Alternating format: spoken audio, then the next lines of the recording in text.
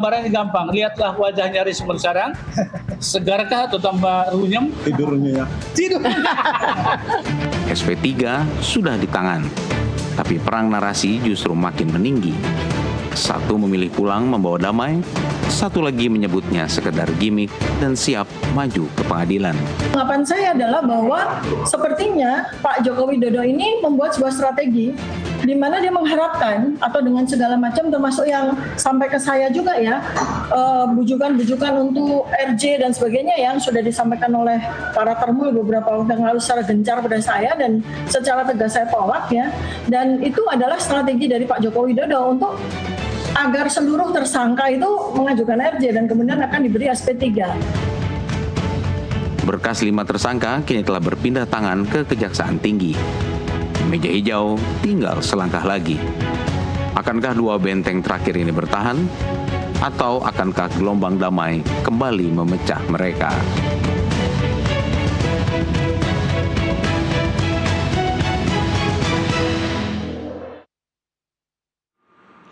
Pemirsa, SP3 untuk Rismon Sianipar sudah di tangan. Pertanyaan besar publik hari ini cuma satu. Kenapa di kasus yang sama ada yang memilih pulang dan ada yang memilih untuk terus maju? Saya hari ini dikelilingi dua kubu yang pandangannya sudah seperti minyak dan air. Ada Dr. Tifa atau Tifauzia Tiasuma yang nanti akan bergabung melalui Zoom. Dan saat ini saya sudah tersambung dengan Ketua Umum Jokowi Mani atau Joman, Andi Aswan. Dan langsung saja kita sapa. Bang Andi, apa kabar? Alhamdulillah sehat-sehat. Gimana Nas? Sehat Nas? Sehat, terima kasih Bang. Sayang sekali Dr. Tifa nanti akan menyusul, belum bisa tersambung sore ini, jadi kita mulai dialog dulu dengan Anda Bang. Langsung saja, Dr. Tifa secara terbuka menyatakan kalau Jokowi adalah pihak yang paling khawatir jika kasus ini masuk ke persidangan. Sehingga muncul kemudian tawaran-tawaran damai terhadap 5 tersangka. Utamanya Dr. Tifa nanti juga akan kita mintai klarifikasi. Tanggapan Anda Bang?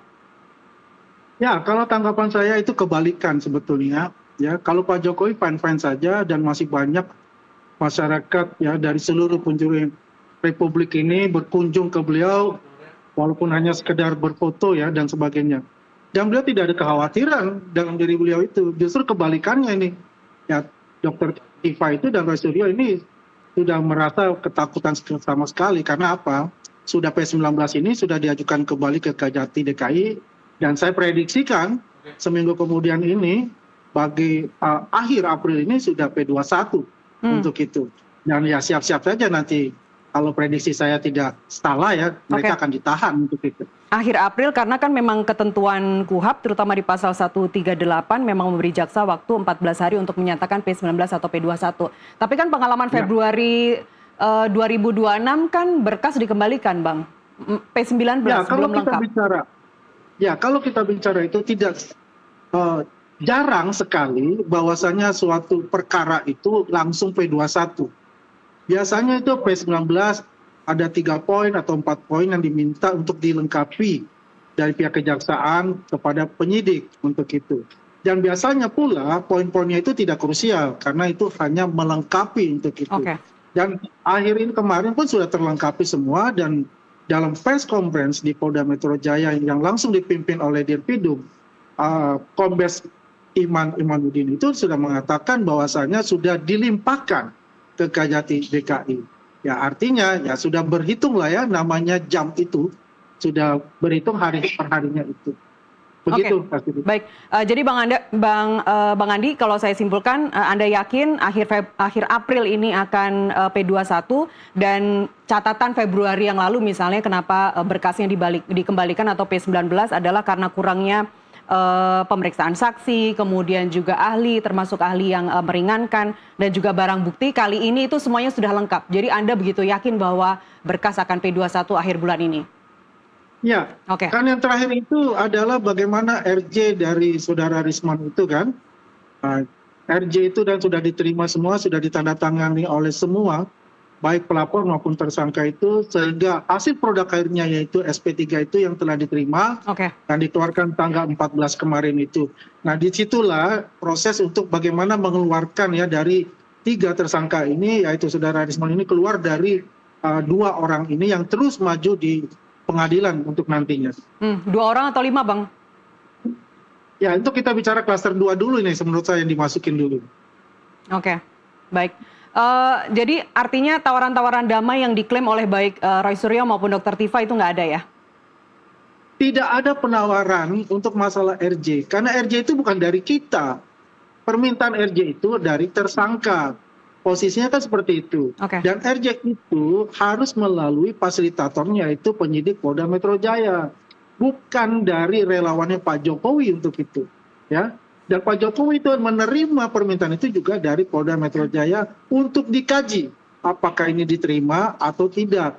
Ya alhamdulillah selama ini 3 orang ini mengajukan, difasilitasi oleh Polda Metro Jaya dan diterima dengan baik. Dengan hasilnya adalah SP3 itu. Begitu Mas Titi. Baik, Bang, Anda juga mengatakan bahwa Pak Jokowi butuh ruang persidangan, lebih butuh Ya. ruang persidangan untuk membuktikan bahwa ijazahnya adalah asli. Mengapa persidangan justru dianggap yang menguntungkan untuk Pak Jokowi? Ya, jelas sekali kalau kita katakan, kalau mereka mengatakan bahwa mereka yang diuntungkan, ya kita challenge mereka dari awal. Lakukan pra-peradilan. Kalau mereka merasa ini dikriminalisasi atau diselundupi pasal-pasal dan sebagainya.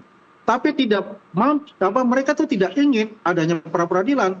Karena ini adalah jalan tol untuk menuju penahanan. Ya. Tapi mereka ingin memperpanjang permainan ini sepanjang-panjangnya, ya, sehingga tidak ada yang namanya terjadinya pengadilan yang kita tunggu-tunggu, pengadilan pidana, bukan pengadilan perdata yang dilakukan oleh mereka seperti di CLS yang sudah di NO, yaitu di Surakarta itu, ya. Jadi itulah yang kita butuhkan. Kenapa? Karena memberitahu kepada publik secara langsung bahwa ijazah asli yang Pak Jokowi yang dituduh palsu itu seterang-terangnya kepada publik gitu. Jadi tidak ada lagi presiden nantinya ke depan yang akan dilakukan oleh orang-orang yang ingin berusaha hal yang sama terhadap permasalahan ini.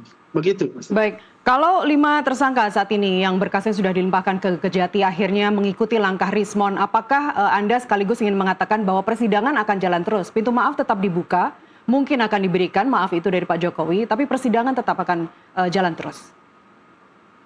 Kalau kita bicara dengan KUHP dan KUHP baru mengenai restoratif justice ini, memang kan dari KUHP atau KUHP baru ini ada mengedepankan yang namanya RJ ini. Jadi tetap bukan hanya di kepolisian ya, dalam hal ini di kejaksaan maupun di pengadilan itu tetap masih bisa berjalan untuk itu. Tapi yang kita berharap, ya sebetulnya kita berharap itu tidak ada lagi RJ. Tapi kalau itu ada permintaan RJ itu dan sesuai dengan KUHP dan KUHP dan Pak Jokowi sebagai saksi, sebagai pelapor dan 3 teman-teman lainnya sebagai pelapor itu menerima, itu ada suatu keniscayaan kalau itu terjadi. Tapi kalau kami berharap ini tetap 5 orang ini maju ya di pengadilan dan pembuktian di pengadilan untuk itu. Jadi tidak tertutup kemungkinan untuk itu. Oke. Begitu. Oke, meskipun Polda Metro menyatakan bahwa pintu RJ itu masih sangat terbuka, Bang Adi. Dr. Tifa menyebut pintu RJ yang masih terbuka itu sebagai jebakan. Bagaimana Anda melihat penolakan dari Dr. Tifa dan juga Roy Suryo dalam hal ini? Ya saya bersyukur sekali. Kami teman-teman semua pendukung Pak Jokowi, mungkin juga rakyat Indonesia yang mendukung Pak Jokowi dan sebagainya itu akan mengatakan ya senang sekali kalau mereka mengatakan hal itu. Dan itu kita pegang betul kata-kata itu. Jangan sampai nanti pasti pengadilan mereka mengajukan RJ itu. Ya mohon maaf aja kalau kita lihat ya, selama ini kan mereka ini kan konsisten dalam inkonsistensinya pendapat ataupun teman-teman mereka itu juga gitu. Ya, kita lihat saja seperti apa nanti. Baik. Anda sendiri Bang, sebenarnya RJ untuk Rismon, saya kemarin juga dialog dengan Dr. Firly, dia mengatakan, Dr. Reli maaf, secara terbuka dia mengatakan bahwa sebenarnya pintu maaf itu nggak diberikan oleh dia secara pribadi kepada Rismon. Kalau Anda Bang? Kalau saya dari awal, karena saya pertama dikontak oleh Pak Jokowi ketika Pak Jokowi mendapatkan informasi bahwasannya Rismon meminta restoratif justice. Saya dikontak oleh ajudan beliau, meminta pendapat, dan hari Jumat paginya, itu hari Kamis sore, Jumat paginya saya bertemu di Solo, di kediaman beliau, dan kita berdiskusi selama 40 menit, dan menggambarkan seperti apa sih keuntungan, advantage maupun disadvantage untuk masalah RJ yang diajukan oleh Rismond itu. Dan saya 100% mendukung penuh apa yang dilakukan oleh Pak Jokowi untuk menerima yang namanya restoratif justice itu, ya, karena kita melihat itu adalah ke depan seperti apa, ya. Dan kalau saya ibaratkan itu adalah rudal balistik sijil yang ditembakkan Iran ke Israel, ya, karena biar bagaimanapun the key player dari kasus ijazah asli Pak Jokowi yang dituduh palsu ini adalah Rismond, ya. Mohon maaf kalau saya katakan mereka dua ini adalah pelengkap pemerintah untuk itu, karena yang paling terdepan, yang paling keras untuk melakukan perlawanan itu, dan saya selalu bertemu di stasiun TV yang melakukan perlawanan keras terhadap Rismond itu, kita mengetahui masing-masing bahwasanya Rismond lah sebagai key player untuk saat ini. Baik. Berkas sekali lagi sudah dilimpahkan ke Kejati, bahkan tadi Anda juga yakin bahwa berkas akan P21 akhir bulan ini. Sebagai pihak pelapor, Bang, apakah persiapan atau apa saja persiapan yang sudah dilakukan? Ya, kalau persiapan kan semua itu kan sudah dilimpahkan di Kejati, berarti kan yang namanya barang bukti yang 700 lebih itu ada 170 saksi, ya, ada 23 saksi ahli itu sudah merupakan kenyataan yang siap untuk dibuka di sidang pengadilan. Artinya tinggal begini saja, nanti kan Pak Jokowi kan diwakili oleh jaksa penuntut umum itu, dan kita tetap mengawal proses-proses di pengadilan itu nantinya, dan kita melihat bagaimana etapa terakhir ini akan berakhir. Baik. Saya ingin sedikit menanyakan sikap Anda, Bang, terhadap rencana Dr. Tifa yang melaporkan Rismond Sianipar terkait dugaan gelar palsu dan juga KTP bodongnya. Apa pendapat Anda pribadi terkait hal itu? Ya, itu adalah kepanikan yang dilakukan oleh Dr. Tifa itu. Ya, saya sih ingat ya, beberapa bulan sebelum Rismond Sianipar itu mengajukan RJ, mereka begitu fight, bagaimana melindungi Rismond itu. Nah, sekarang ketika Rismond kembali ke jalan yang benar, ya quote unquote ini, ya mereka ini merasa kelimpungan karena tidak punya lagi sandaran ataupun destroyer yang bisa maju ke depan untuk melawan ya kita ini. Dan mereka kan selalu mengatakan termul. Dan saya juga mesti klarifikasi apa yang dikatakan bahwasannya dia berkomunikasi dari katakan quote unquote termul itu adalah pembohongan belaka. Karena tidak ada teman-teman kami yang berangkat ke Yamaguchi ke Jepang itu berkomunikasi dengan saudara Tifa ini. Dan saya juga tidak berkomunikasi dengan saudara Tifa ini. Begitu. Oke. Dan apakah nantinya jika memang dilaporkan, apakah Jokowi Mania akan memberikan dukungan hukum begitu kepada Bang Rismond jika laporan dari Dr. Tifa tadi benar-benar berproses? Karena kan sekarang Rismond sudah merapat nih ke Jokowi Mania. Tapi jawabannya ditunda dulu, Bang Andi. Kita azan maghrib dulu, pemirsa tetap bersama kami.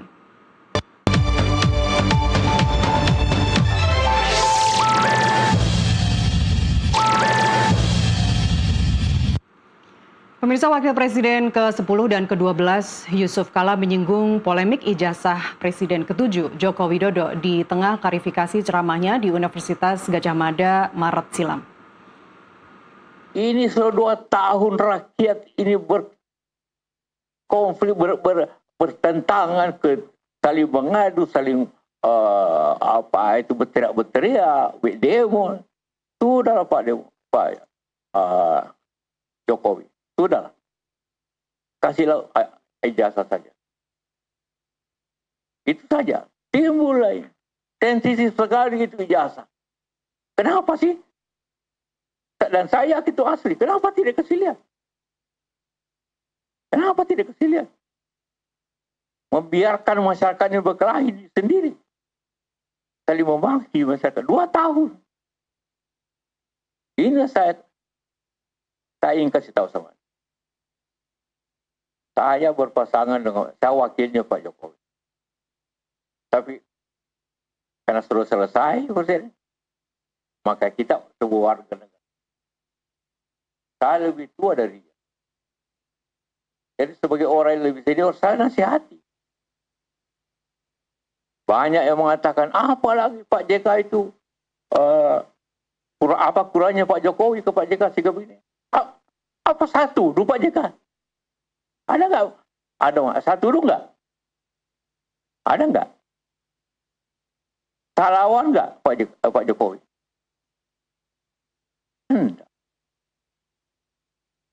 Si Rismon mau ketemu saya dengan 7 orang. Saya tidak terima. Ini soal Rismon ini sudah melibatkan semua orang, dituduhlah saya, dituduh Puan, dituduh SBY, dituduh siapa. Itu pengalihan aja. Dia sama, kenapa? Apalagi saya, dituduh kasih 5M. Mana saya kasih 5M? Ketemu aja tidak tahu saya. Kenal pun tidak. Itu buktinya. WA-nya. Tidak, saya bilang. Jadi jangan terima. Bilangin tidak. Tadi bilang lagi mau bohirnya. Menemu saya tidak mau saya. Kenapa tiba-tiba sensitif sekali saya katakan saya seniornya? Siapa yang membawa Jokowi ke Jakarta? Saya membawa ke Jakarta dari Solo untuk jadi gubernur. Saya bawa. Saya ke Ibu Mega. Ibu, ini calon baik orang PDP. Jangan. Saya datang lagi. Akhirnya beliau jadilah. Itu pun saya kasih.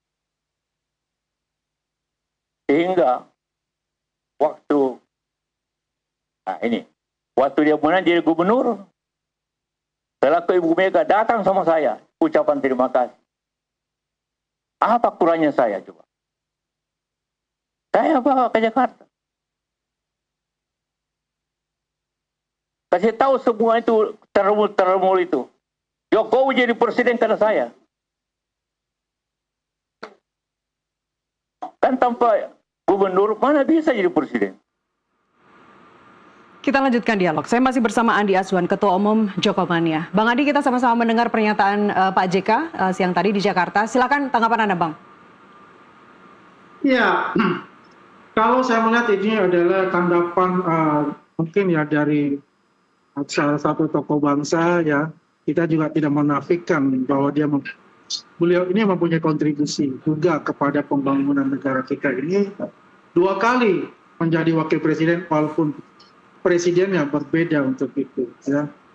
Kalau saya melihat ini menggambarkan mungkin kekesalan dari Pak Yusuf Kalla ini ya terlibat ataupun dihubung-hubungkan dengan case mengenai jasa asli Pak Jokowi dituduh palsu itu. Jadi saya juga mesti secara fair harus mengungkapkan ya mungkin informasi yang diterima oleh Pak Yusuf Kalla ini adalah informasi yang sepihak. Mestinya ada informasi yang dua belah pihak untuk itu. Ya, kalau dikatakan mengenai Rismon ya yang mengirimkan ada surat untuk bertemu, mungkin itu sebelum ada yang namanya restoratif justice yang Rismon minta kepada Pak Jokowi, ataupun katakanlah itu ada di sebelah ketika mereka masih dalam satu kesatuan yang dikatakan NRT oleh mereka itu ya, untuk memperkenalkan atau memberikan buku yang namanya Gibran Endgame itu mungkin seperti itu ya. Untuk penjelasan yang lebih rinci kalau bisa ditanyakan kepada Pak JK ataupun kepada Rismon, nanti juga saya akan tanyakan kalau saya bertemu dengan Rismon itu. Tapi di sini kalau kita lihat memang kalau dikatakan Pak Jokowi dibawa oleh beliau, ya ini mesti kan saya harus klarifikasi apakah betul dibawa oleh Pak JK. Pak Jokowi untuk bertemu dengan Ibu Mega dan mendapatkan rekomendasi dan sebagainya untuk itu. Ya, saya tidak akan mencampuri hal-hal seperti itu dan saya lebih fokus adalah bagaimana bahwa ijazah ini ya fokus kepada yang namanya Roy Suryo, Tifa dan 3 tersangka lainnya yang memang kita akui akan menggeret tokoh-tokoh lain untuk memperkuat posisi dari Roy dan Tifa ini dalam case ini. Karena ini kan sudah memasuk etapa-etapa terakhir. Tapi yang jelas adalah proses ini sudah berjalan, bahwasannya LP sudah dilakukan oleh Pak JK ya melalui kuasa hukumnya. Kita melihat saja seperti apa langkah-langkah selanjutnya yang dilakukan oleh penyidik dari Barreskrim, Oke. ya pasti akan diminta untuk yang namanya klarifikasi oleh pihak yang dilaporkan tersebut. Begitu. Mas Oke, Yudi. singkat saja Bang Andi, kalau pernyataan Pak JK ya yang mengatakan kalau ijazahnya asli ya tunjukkan aja aslinya supaya nggak bikin gaduh. Ya, itulah kembali lagi saya bilang tidak semudah seperti itu untuk menunjukkan suatu ijazah asli yang sekarang ada sebagai barang bukti di Polda Metro Jaya kepada publik. Dari dulu pun dikatakan sudah diinformasikan dan mereka tidak ingin ya pihak itu RRT pada saat itu akan menerima begitu saja. Mereka akan mengambil ya dan mereka akan meneliti sendiri. Jadi mereka tuh tidak punya hak untuk itu. Itu adalah hak pribadi Pak Jokowi. Dan beliau ini bukan presiden lagi, bukan pejabat publik untuk itu. Ya, kemudian digugat oleh KIP untuk dikeluarkan itu. Ini sudah ditahan ijazah itu. Jadi mestinya juga mohon maaf ya kepada Pak JK juga. Ya kita lihat saja nanti situasinya ini ya masuk di pengadilan itu akan dibuka seterang-terangnya kepada publik untuk itu. Baik, itulah sebabnya mengapa Anda bilang justru persidangan akan lebih menguntungkan untuk Pak Jokowi untuk membuktikan ijazah aslinya begitu. Terakhir buat Bang Andi, Bang, jadi apakah nantinya Jokowi Mania akan berikan dukungan hukum kepada Rismon jika pelaporan Dr. Tifa nanti akhirnya akan berproses? Ya, kalau hal itu, Rismon sudah mempunyai kuasa hukum untuk itu. Ya. Jelas ya kalau kita bicara tentang hukum.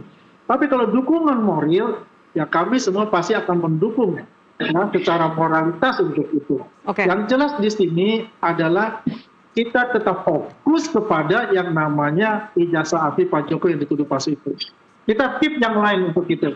Kita fokus untuk mengawal ini sampai ke pengadilan. Baik, baik. Bang Andi, terima kasih atas waktu Anda bersama kami di NTV Prime. Sehat selalu, Bang. Terima kasih, Mbak. Sehat selalu. Dan pemirsa tetaplah bersama kami, saat lagi kita akan menghubungi Dr. Tifa untuk minta klarifikasi lebih lanjut terkait laporannya soal Rismon. Tetaplah bersama kami.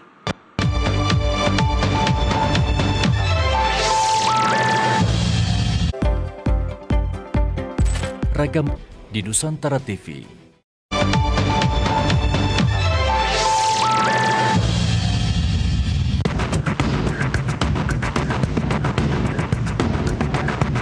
Polemik ijazah Jokowi memasuki babak yang masih terus memanas. Jadi kita lihat sebenarnya gambarannya gampang. Lihatlah wajahnya Rismon sekarang. Segarkah atau tambah runyem? Tidurnya ya. Tidur. SP3 sudah di tangan, tapi perang narasi justru makin meninggi. Satu memilih pulang membawa damai, satu lagi menyebutnya sekedar gimmick dan siap maju ke pengadilan. Tanggapan saya adalah bahwa sepertinya Pak Joko Widodo ini membuat sebuah strategi di mana dia mengharapkan atau dengan segala macam termasuk yang sampai ke saya juga ya bujukan-bujukan untuk RJ dan sebagainya yang sudah disampaikan oleh para termul beberapa waktu yang lalu secara gencar pada saya dan secara tegas saya tolak ya, dan itu adalah strategi dari Pak Joko Widodo untuk agar seluruh tersangka itu mengajukan RJ dan kemudian akan diberi SP3. Berkas 5 tersangka kini telah berpindah tangan ke Kejaksaan Tinggi. Meja hijau tinggal selangkah lagi. Akankah dua benteng terakhir ini bertahan? Atau akankah gelombang damai kembali memecah mereka?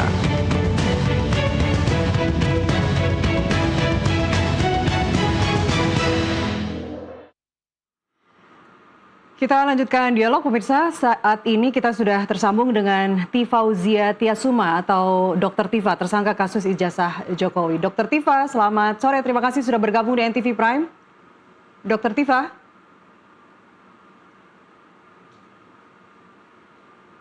Dr. Tifa apakah sudah tersambung?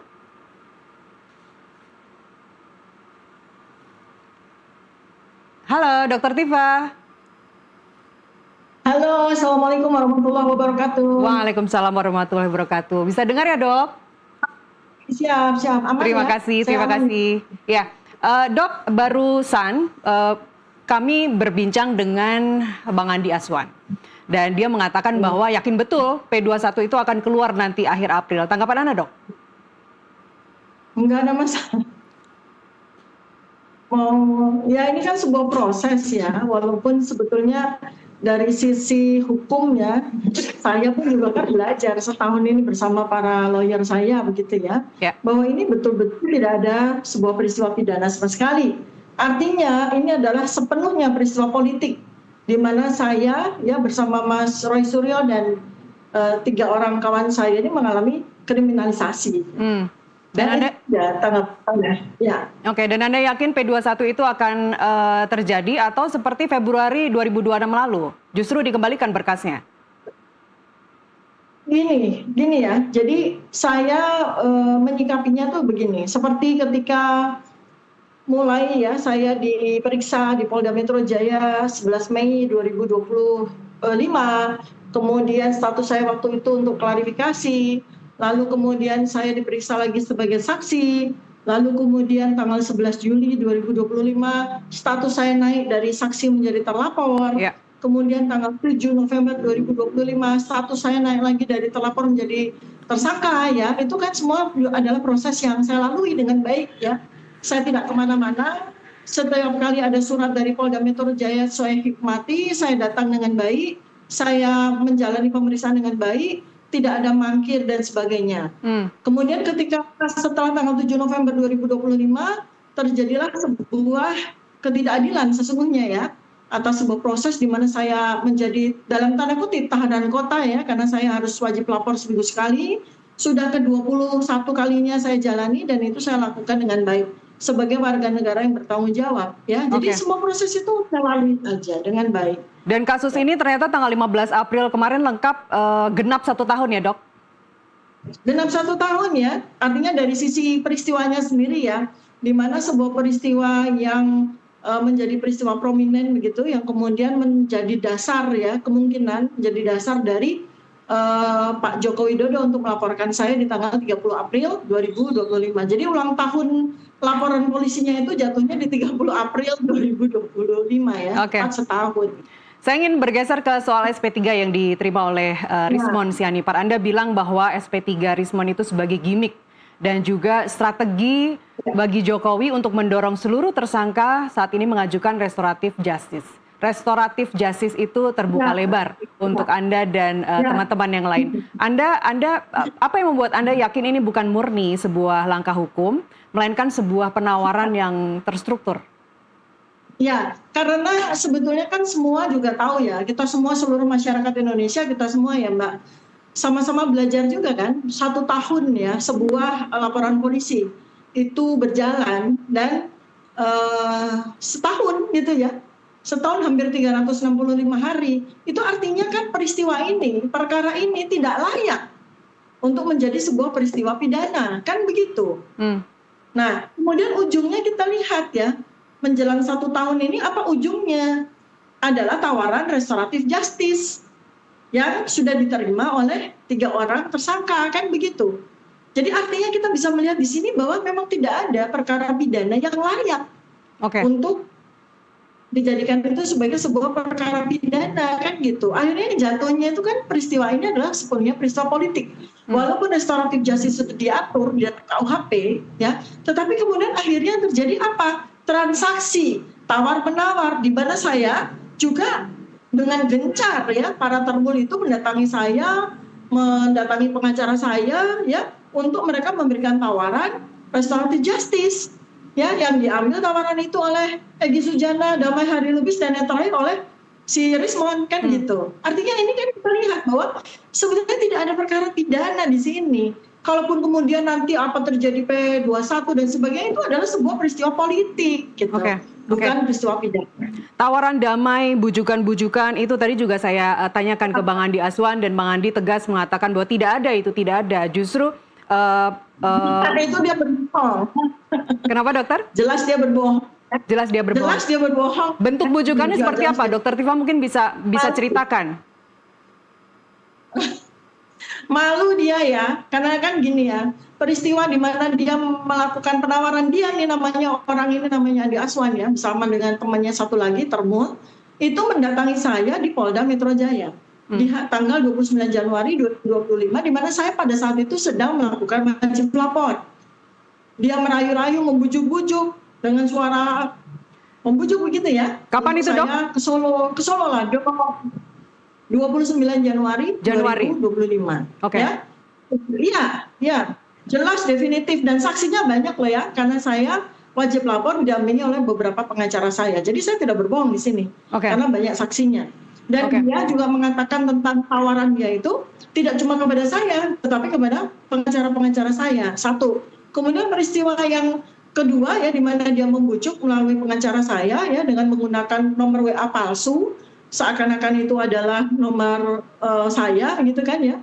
Itu adalah peristiwa kedua, kan nggak laku di saya ya, karena ya ini sebenarnya jadi gini ya, ini sebetulnya adalah sebuah rekayasa yang luar biasa ya, atas sebuah perkara yang tidak layak untuk menjadi perkara pidana. Ya ini buktinya gitu loh, ini adalah bukti, ada tawaran damai, restoratif justice, jadi semua adalah out of the law kan, semua adalah sebuah peristiwa-peristiwa ya, jalur-jalur ataupun tata laksana di luar hukum kan gitu. Jadi ini adalah saya katakan sebagai sebuah strategi yang dilakukan oleh pihak Pak Jokowi untuk menyelesaikan kasus ini dengan cara mereka gitu. Oke, dan Anda tetap pada pendirian Anda untuk tidak berdamai, untuk lanjut ke persidangan? Bukan begitu ya, jadi konteksnya itu saya bertekad, bukan saya bertekad. Artinya tekad saya cuma satu. Tekad saya adalah menegakkan kebenaran. Itu tekad saya. Dan itu sudah saya tunaikan. Jadi saya sebagai seorang peneliti, itu tugas saya sudah selesai. Dengan penelitian saya yang sudah saya bukukan bersama Mas Roy Suryo, dan waktu itu ketika Rismon masih ada bersama kami ya, bersama kami bertiga, kan sudah selesai itu sebenarnya tugas kami sebagai peneliti. Yang nggak selesai dan yang tidak mau selesai itu kan Pak Joko Widodo sendiri kan gitu. Sekarang beliau ya, dia itu dan timnya itu kebingungan bagaimana mengakhiri perkara ini kan gitu. Jadi segala cara ditempuh, termasuk perkara above the law ya, atau di luar hukum ini, restoratif justice, pemberian SP3 yang semuanya itu justru melanggar undang-undang. Oke, saya ingin bergeser ke laporan Anda terkait mantan rekan Anda, Rismon Sianipar, terkait dugaan penggunaan gelar palsu. Seberapa serius Anda ingin melaporkan terkait hal itu, Dok? Buat saya nggak ada yang namanya istilah mantan teman ya. Kan dia sendiri yang kemudian tidak mengakui saya sebagai temannya. Kan gitu ya. Kalau saya sekali teman ya terus-terusnya teman. Jadi saya nggak ada problem. Persoalan teman, persoalan perasaan dengan Rismon itu nggak ada problem saya gitu. Bahkan pada konferensi pers yang saya lakukan kemarin ya di Jumat tanggal 17 April 2026, saya katakan bahwa saya nggak percaya kok Rismon itu memasukkan gelarnya, itu saya nggak percaya kok. Karena saya tidak percaya, maka saya ingin membuktikan sendiri. Saya nggak percaya sama omongannya Termul. Saya nggak percaya. Termul kan yang menuduh kan bahwa Rismon itu memasukkan ijazah gelar doktor dan S2-nya, masternya kan gitu. Termul juga yang mengatakan bahwa Yamaguchi University itu tidak mengakui gelarnya Rismon, ya kan? Termul juga yang mengatakan bahwa dia memasukkan surat kematian, kan itu kata Termul. Saya belum tahu dari Yamaguchi University. Termul juga yang mengatakan bahwa Rismon itu memasukkan gelarnya sehingga dia bisa diterima di Universitas Mataram sebagai dosen dan juga Universitas Brawijaya, kan itu Termul semua mengatakan. Belum ada statement dari Rismon dan belum ada statement resmi dari Yamaguchi University, dari Universitas Mataram dan dari Universitas Brawijaya. Oleh karena itu maka saya ingin membuktikan teman saya ini tidak bohong dengan gelar ijazah yang dia bahkan sematkan di KTP-nya dia. Saya nggak mau itu. Saya ingin membuktikan bahwa Rismon itu benar-benar doktor, benar-benar Master of Engineering dari Yamaguchi University. Maka saya memang punya rencana untuk ke Yamaguchi University. Saya merencanakan itu untuk membuktikan bahwa Rismon benar-benar doktor. Bukan seperti Termul, ingin membuktikan bahwa Rismon itu dokter abal-abal, beda konteks ya. Baik, jadi untuk membuktikan bahwa Bang Rismon benar-benar lulus dari Universitas Yamaguchi, Anda akan terbang ke Jepang untuk membuktikan itu. Dan tidak hanya di universitas di Jepang, tapi juga Universitas Mataram juga. Mataram, ya, dan Brawijaya ketika dia menjadi dosen tamu ya di Universitas Brawijaya gitu ya. Saya pengen membuktikan bahwa nggak betul itu, Rismon itu menipu tuh nggak betul gitu. Kenapa loh, dia berani sekali loh ya. Pada saat kita bikin buku Jokowi White Paper ya, itu dia mencantumkan gelar Dr. Eng, Rismond Hasyiholan Sianipar, Master Eng, ya kan sebenarnya percaya penuh gitu kan. Mana ada sih orang yang mau memasukkan, dan KTP-nya ya yang kami pegang, kuasa hukum kami juga pegang, itu mencantumkan gelar doktor dan master engineering kan gitu. Masa iya sih ada orang itu kecuali Pak Joko Widodo ya sekarang kita pertanyakan gelar insinyur kan. Jadi kalau di awal tadi kita menyampaikan apa babak baru setelah SP3 bagi Rismond Sianipar itu terbit, jawabannya baru saja Anda sampaikan bahwa Anda akan membuktikan gelar doktor ataupun pernah menjadi dosen tamu di Universitas Brawijaya, lulus dari Universitas Mataram, dari Universitas Yamaguchi di Jepang, itu Anda akan buktikan semuanya, termasuk KTP-nya? Asli ya. Termasuk saya KTP-nya? Saya buktikan keasliannya ya. Saya buktikan keasliannya gitu ya. Dok, apa yang terjadi kalau beneran asli ternyata? Rismond, asli gitu dokternya. Bahagia dong. Saya dari awal itu kan ketika saya berkenalan dengan Rismond di tanggal 15 April 2025 di Universitas Gadjah Mada di alma mater kami, saya bangga sekali punya adik kelas ya, teman satu alma mater yang cerdas seperti Rismond, dan dia memang betul-betul cerdas loh gitu loh. Kecerdasannya itu kan nggak ada hubungannya dengan pemalsuan gelar kan ya gitu loh. Dan ketika dia mengaku bahwa dia doktor lulusan Yamaguchi University, ada juga CV-nya, dia juga menyerahkan CV lengkap kepada saya, di mana dia mencantumkan gelar doktor dan master engineering-nya juga, di KTP-nya juga. Saya nggak ada keraguan sedikit pun. Saya percaya 100% bahwa Rismond ini benar-benar doktor dan benar-benar master engineering dari Yamaguchi University. Kepercayaan saya kemudian menjadi tergoyahkan karena ada masukan dari Termul, ya kan? Yang mereka memberikan bukti, tapi sampai dengan hari ini kan buktinya juga belum ada kan ya. Buktinya kan mereka baru narasi aja kan gitu. Saya juga menunggu tuh. Saya mau menghubungi juga ini para Termul yang berangkat ke Yamaguchi University. Saya mau menanyakan kepada mereka, mereka punya bukti hitam di atas putih nggak gitu bahwa Rismond ini palsu doktornya gitu. Karena saya menolak loh. Sampai kemudian bukti jelas bahwa dia memalsukan ijazahnya. Sampai dengan hari ini saya tetap menganggap Rismond itu doktor dan master engineering dari Yamaguchi University sampai terbukti sebaliknya. Jadi kalau saya simpulkan ini bukan karena Anda sakit hati ditinggal oleh Bang Rismond, bukan upaya untuk membalikkan keadaan, tapi ini adalah upaya Anda untuk mempertanyakan kredibilitas Rismond, benar dok? Ya, saya nggak ada sedikit pun sakit hati apapun. Saya nggak pernah punya masalah apapun dengan Rismond. Rismond yang punya masalah dengan saya, dan itu sebetulnya adalah masalah perasaan saja gitu ya. Sebetulnya sangat mudah ya bagi antar teman itu untuk diselesaikan gitu ya. Cuma masalahnya saya yang sedih dari Rismond itu apa? Dia ini mudah sekali dipengaruhi oleh orang-orang yang memberikan informasi-informasi yang tidak benar. Dan langkah-langkah yang dia lakukan sekarang ini dia tidak tahu akibatnya gitu loh. Itu yang saya sedih. Makanya ketika kemudian ada Termul yang menyatakan bahwa gelarnya palsu, kemudian istrinya memasukkan surat kematian, itu saya sedih sekali. Kenapa dia tidak bilang kepada kami gitu loh, sehingga kami bisa memberikan solusi sama-sama. Malah dia bilang kepada orang-orang yang bahkan sekarang ini menjerumuskan dia. Saya yakin dalam waktu dekat, entah sebulan, 2 bulan atau setahun, Rismond akan sangat menyesali apa yang dia lakukan sekarang. Terkait tadi pembuktian keabsahan gelar, apa saja persiapan yang sudah Anda lakukan dok? Siapa mungkin dari pihak universitas di Yamaguchi yang sudah Anda hubungi, atau persiapan apa saja yang Anda lakukan? Kalau saya sih sebetulnya itu bukan sesuatu big deal gitu ya. Jadi bukan sesuatu yang ini kan suplemen aja gitu ya.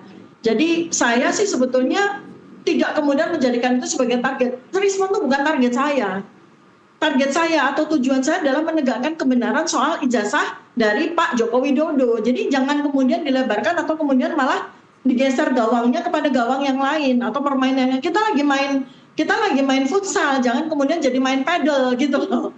Jadi ini lapangannya tetap adalah pembuktian ijazah Joko Widodo, Pak Joko Widodo, bukan kemudian jadi main pedal membuktikan ijazahnya Rismond. Itu nggak ada agenda sama sekali gitu.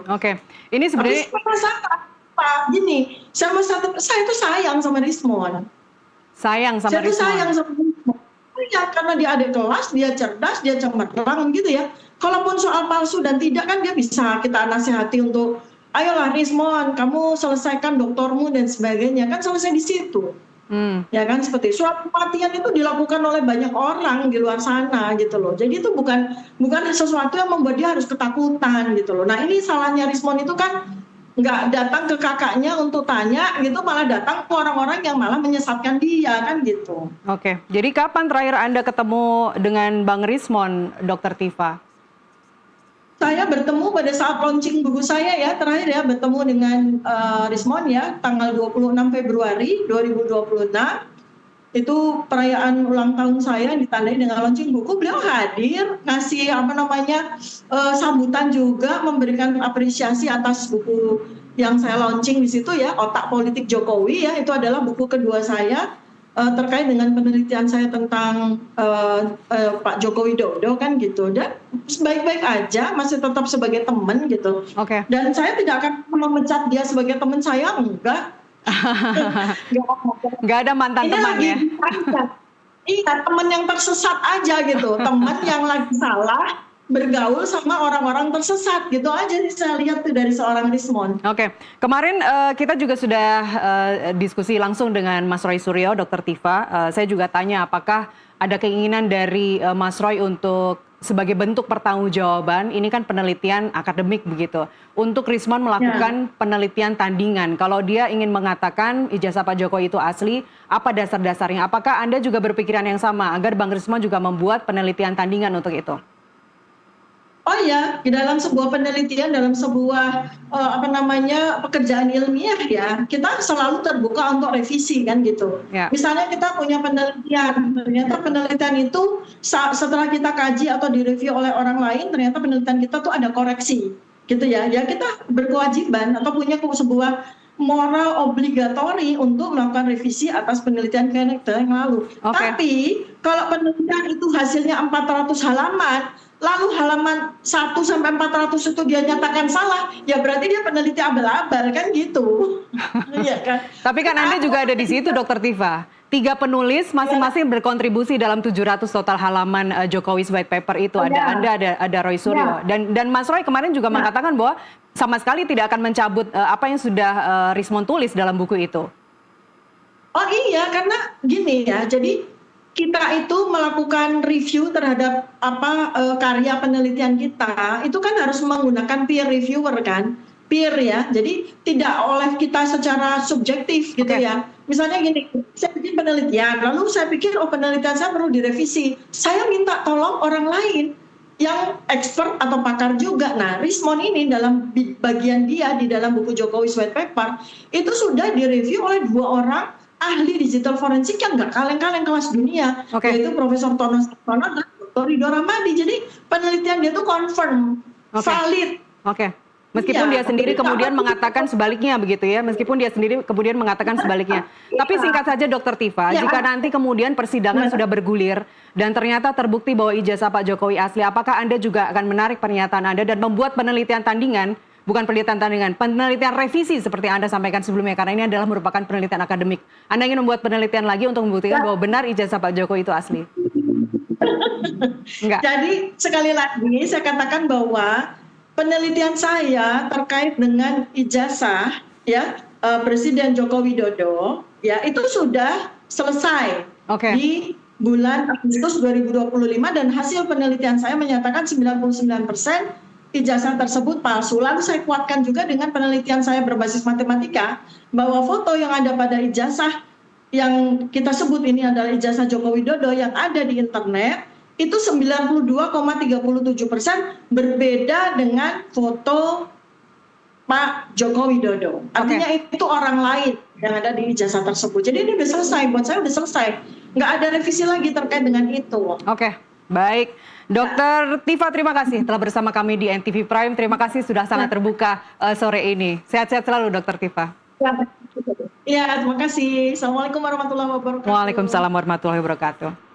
Pemirsa, apakah kebenaran harus dicari sampai ke Jepang dan juga Mataram seperti kata Dr. Tifa, atau cukup diakhiri dengan jabat tangan seperti kata Rismon Sianipar? NTV Prime kami tutup sampai di sini. Terima kasih atas kebersamaan Anda. Sampai jumpa.